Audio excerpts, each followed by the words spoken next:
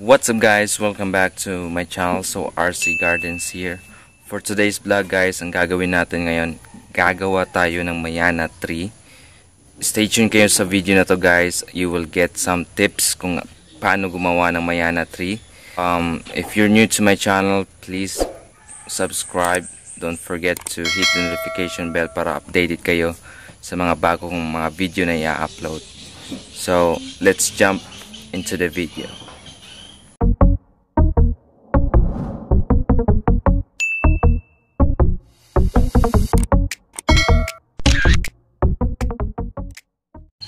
First step natin gagawin guys, mag-prepare tayo ng ating lalagyan ng Mayana tree. So ito guys, ang ginagawa namin dito, para meron tayong well drain na soil. So lalagyan natin ng mga ganito, yung bunot. Sa Bisaya to guys, bunot yan. So lalagay natin dito sa mga butas para may maganda tayong drainage ng tubig. Kasi pag yung lupa kasi guys, lalo na yung clay type na lupa, pag titigas yan dito sa butas, dyan, may tendency na hindi masyado dadalo yung tubig. Kaya nilagyan natin ng bunot para maganda yung daloy ng tubig pag nagdidilig tayo. Iwas bulok ng ating mga halaman or yating mayana.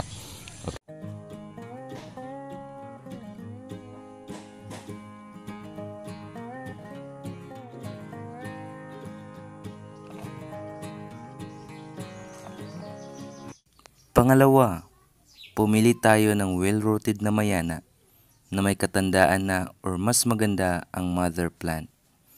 Pumili kayo ng mayana na may potensyal like long straight stem, big varieties at may malaking katawan.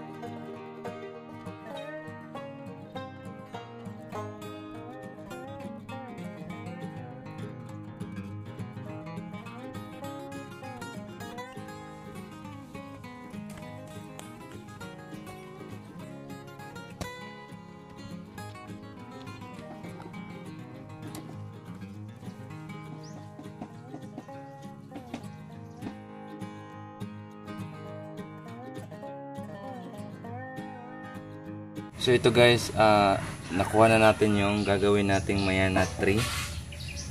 Ayan, so itong Mayana na to guys, as you can see, napaka yabong ng dahon niya at saka medyo may katandaan na rin.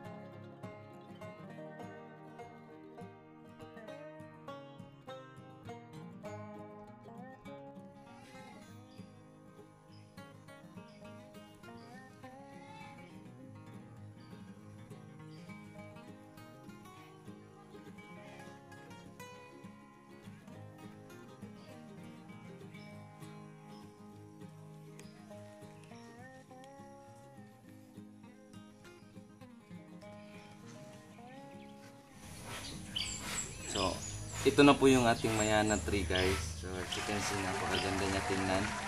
Tingnan niyo dito. So ito yung decoration na nilagay natin sa baba. Yan, so mga lumot-lumot lang yan. Galing sa puno ng niyog. Yan, kinuha natin yan doon sa puno ng niyog. So sobrang ganda. Diba? See?